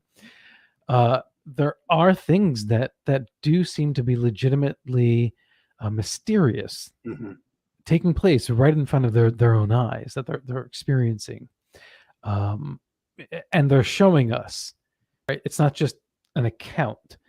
We're seeing some of the video. We're seeing some of this captured live in action. So if we go and along with this and believe that they aren't faking it all, and it's not some special effect of a UAP in the sky, um, uh, are we moving into an era where we now can get some answers and start studying this scientifically to a degree that perhaps we never been able to? I think perhaps they if what we're seeing is absolutely true on the show. There you see how elusive this is. All the things that they try, and they're thwarted in so many ways. So I don't know how much progress they can make, but in this one aspect, I think that I think we are better off than we were back in the 50s and 60s. Back in those days, we wouldn't have dreamed that these entities could be anything else than coming from another planet. We never would have connected cryptids with these landings or these other creatures or strange lights in the sky. We Mhm. never, God, I never would have considered some kind of a psychic or paranormal phenomena connected to a creature sighting or UFO. Yeah. When in fact, people that sometimes see UFOs have an outbreak of poltergeist phenomena or haunting phenomena in their house. So, so in that respect, I think we have made some progress. But man, it does not want to be held or grasped or nailed down, whatever it is. We hear one story after another.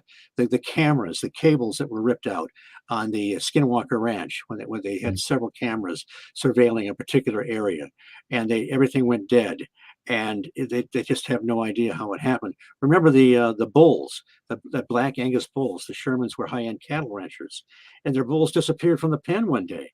It was almost the same moment that Gwen Sherman said they were having, they were in the midst of all this craziness. NIDS had a presence there, but they weren't there at that moment. And she said out loud, "I pray nothing ever happens to those bulls." And they got there to the pen. The pen's locked, no footprints, and the bulls are gone. They It's found like them it's like I heard it. nearby, crammed in an old white trailer they hadn't used, and they were in there somehow in a stupor, and they were all right. But there's been other cases. That's what fascinates me. There's other cases of animal displacement in dovered whales, 1977. Another three-ring circus of the paranormal, 7-foot tall humanoids, strange Mhm. lights. Billy Coombs was a cattle rancher. 100 cattle disappeared from their fenced-in area one night. They found them a half Yeah, mile away yeah. at the Broadmoor farm. So if somebody said, "Oh well, they marched the cattle out there at night as a big practical joke," but then the next day he's Like, got 16 of them separated. He turns around, goes into the barn to turn on the milk machines, comes back, and they're gone. We're a half mile away at the Broadmoor farm. yeah, Uh, this is also a very costly prank, and I highly yes. doubt that that's the Well, case. they I have a had to question march them from, by the window where they sleep. Maybe they're sound sleepers. uh, I mean, some people would just knock over an outhouse if they wanted to make a prank make a rather than move prank, right, 100 cattle. sure. Yeah, Um, so we have a question from Genghis Khan. Do other countries have Mothman sightings? well, there are other countries have winged creatures. There was the Owl Man, what they dubbed the Owl Man in Mhm, Cornwall, I think in the 1980s. But it didn't look exactly like the Mothman. The Mothman, you seldom saw its feet, or mhm, seldom people described it, but other people saw the Owl Man's feet. And this thing did look a little bit more like a man bird, I think. But it wasn't, the sightings weren't as prevalent. Over here, there was something called the Houston Batman back in the 50s. There was the Wisconsin man bat a decade or so ago. A man and his son saw it. It was more like a big, ugly bat-like creature. They had it affected them in a way where they got very ill when they got home. But yeah, people, I hesitate to say that mhm. Mothman is seen all over. But other winged creatures, sometimes you get these one-off cryptids. What about the Loveland Frogman out of the Miami, Ohio River? The Dover Demon, this guy that looked a little bit like a gray, a couple times in Massachusetts. The Enfield Horror in Illinois. This thing had Mhm. pink eyes, 3 legs, and its arms seemed to come out of its chest. A couple people saw it one night, and somebody even took a shot at it. It's almost like, there's a guy named Dr. Donald Omond who actually went to Loch Ness to exorcise the Loch Ness monster. Well, he Mhm. had this great phrase. He called these things coming out of the Phantom Menagerie. So it's almost I like like, that. Yeah, yeah. are you familiar with the Forbidden Planet? The Yeah, great, yeah. yes. Remember the MacGuffin for that one? Monsters from the id. Mhm. It's almost like some of these things, and I think there's more than one answer. It's almost like some of these things we almost co-create Mhm. out of with our collective consciousness. That maybe it has some kind of bizarre origin, but some of them are just like something out of a nightmare, and they Yeah. don't work physically. 3 legs, good Lord. Seems like you don't approve of the 3 legs, Steve. I suspect that, within the natural boundaries as we understand them, we'll be finding very odd creatures, out there on other planets. If when we visit other planets, do you think that we will have paranormal experiences there as well? Uh, Probably. In fact, John Keel hypothesized that if there were people on other planets, they'd Mhm. probably see UFOs too, and maybe they create their own phantasm as well. One thing I've always wondered, if there is some kind of mechanism in human consciousness that creates or co-creates some of these things, like Mhm. Carl Jung's collective unconscious or tulpas or something like that. Um, what if there is also this alien intelligence alongside it that is examining us, and they're perfectly aware of this thing that happens to us here on Earth, where we create our own phantasms? What if they could utilize that, or through technology or focus of attention, Mhm. manipulate that somehow? Now, that's just way out there, and that would make things even worse, because how would we ever divide up what's real and physical and other Yeah. intelligence, and something that's more of a phantasm. And it seems that no matter what the event, there's there's a factor of energy draining or sensations. So batteries lose energy. Yes. People get tingling feelings in their bodies, and that could be a UFO event. That could be a cryptid. That could be a ghost investigation. And it's interesting that there are similarities in the side effects of these events. Could it be if this, like you say, is a trickster? Could it be we're actually just living in a simulation, and that we are sort of avatars, and there are people or some other consciousness just playing games with us? Perhaps that gets just so far out there. I wish the guy that is controlling my avatar would pay my rent. At least that'd be something productive. Yeah. But who knows? But you talk about vehicle stopping. UFOs seem to stop vehicles. There was a Mhm. phantom army that manifested in England one time that stalled a taxi cab. Close proximity of some Bigfoot creatures seem to stall cars. And there's a Mhm. great story I don't think we have time for, but the where a horse and buggy seemed to be stopped when the little people surrounded it. And that's a great story told by Elliot Yeah. O'Donnell. But Well, a UFOT has an interesting comment. The Walton Park gnomes. Multiple witnesses saw gnomes and cars flying around Nottingham. Are you familiar with that? um, not not that one. There was another case I know where these things looked like little gnomes or something that Mhm. surrounded some people in their car, and Yeah. then they had missing time, and they didn't know what happened afterwards. Uh, there are some cases where a Bigfoot-like creature, like in was it Rochelle, Mhm. Illinois, seemed to manifest over a period of time. They heard it, they smelled it, and then they saw footprints, and then they finally saw the creature, but it wasn't making any noise. And then it was also associated with poltergeist phenomena. And then later on, it seemed to manifest as a full Bigfoot, and then it was gone. I think people need to. A lot of these things come high strangeness comes with them, and we have a tendency to not want to see it. Sometimes we'd rather these things be some kind of an animal or a physical craft that we can actually examine in a laboratory. I'm Okay. not sure that that's the case. Really quick, yes or no answer, because we have to go, Steve. This is from Genghis. Ever read Terry Pratchett's The Bromeliad? No, I have not. No, I Okay. know. All right. Okay. So, Steve, I know you have a conference coming up the Midwest. It's UFO conference, correct? Yes, in Cape Girardeau at the Mhm. Dury Plaza Hotel, August 5th through 7th.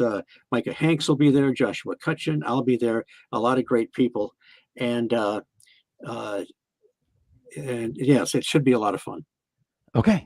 All right. Thanks so much for being with us, Steve. And where can people find out more about you? What site should they sojourn to?